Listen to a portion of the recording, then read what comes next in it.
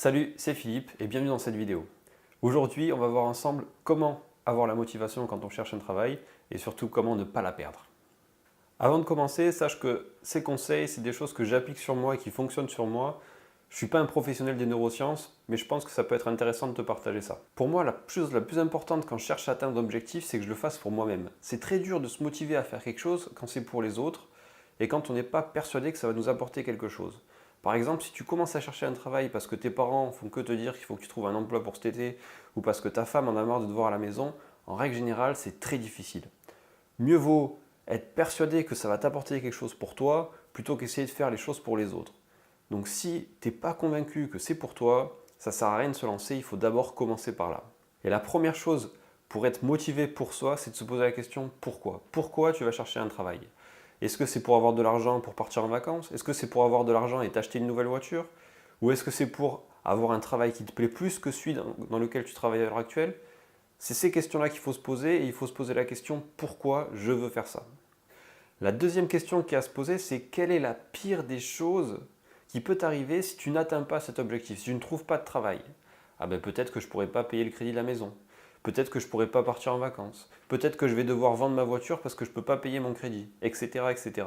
Et si tu as une bonne liste des pourquoi tu veux travailler et pourquoi il faut absolument que tu trouves un travail, à ce moment-là, ce sera plus facile de trouver la motivation parce que tu vas pouvoir t'appuyer sur ces pourquoi. Mais tant que cette liste, tant que ça, c'est pas clair pour toi, ça va être très difficile de garder la motivation, très difficile d'aller chercher un travail. Donc pour ma part, moi, quand je cherche à avoir de la motivation pour quelque chose, je prends le temps sur une feuille d'écrire pourquoi je veux atteindre cet objectif et surtout, quelle est la pire des choses qui peut m'arriver si je ne l'atteins pas.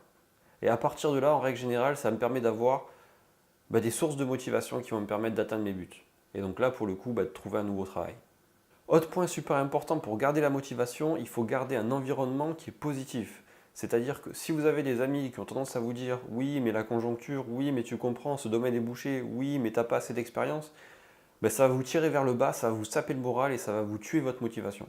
Donc le temps de la recherche d'emploi, c'est intéressant de mettre ces gens-là de côté, les garder en amis mais pas les voir à ce moment-là, et essayer de vous garder un environnement positif, essayer de rester avec des gens qui vont vous tirer vers le haut plutôt que des gens qui vont vous freiner, c'est important.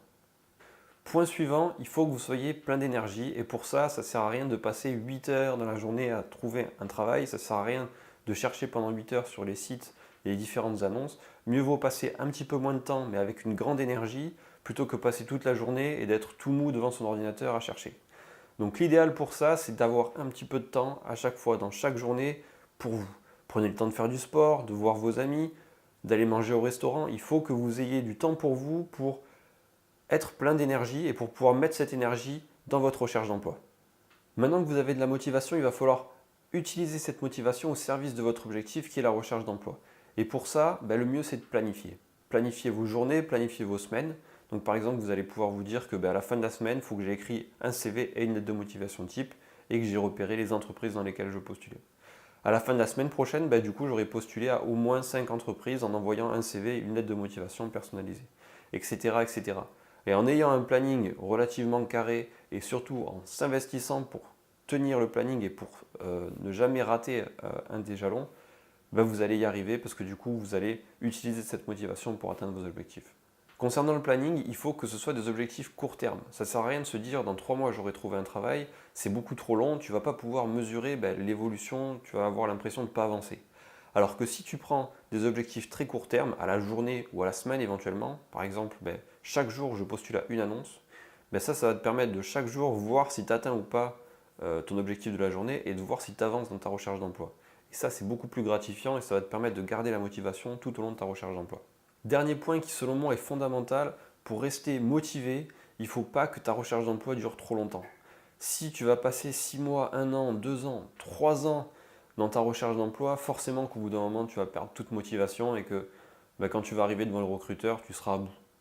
Donc mieux vaut passer 3 mois super intenses en cherchant du travail plutôt que faire ça pendant 1 an ou 2 ans et se dire à un moment donné je ne sais même plus pourquoi je cherche. Même si ton pourquoi est super fort à la base, ça va être super difficile de rester motivé pendant 2 ans. Donc il faut être super actif pendant quelques mois pour réussir à trouver. Et ça paye, c'est le meilleur moyen pour ne pas se démotiver à cause du temps. Maintenant, à toi de te lancer. Je t'invite à prendre une feuille et à écrire du coup pourquoi tu cherches un travail et du coup aussi quelles sont les pires choses qui peuvent t'arriver. Et à partir de là, lance-toi dans ta recherche d'emploi. J'espère que cette vidéo t'aura plu. Si c'est le cas, n'hésite pas à cliquer sur like en bas de la vidéo. Si tu veux bénéficier de toutes les prochaines vidéos que je ferai pour t'aider dans ta recherche d'emploi, n'hésite pas à t'abonner à la chaîne. Et en plus de ça, dans la description, j'ai mis un lien qui va te permettre de télécharger un guide de rédaction du CV pour commencer ta recherche d'emploi dans de bonnes conditions. Si tu as des amis qui, comme toi, ont besoin d'avoir de la motivation dans leur recherche d'emploi, n'hésite pas à partager la vidéo. N'oublie pas de rester motivé, tu vas y arriver et à bientôt dans une prochaine vidéo.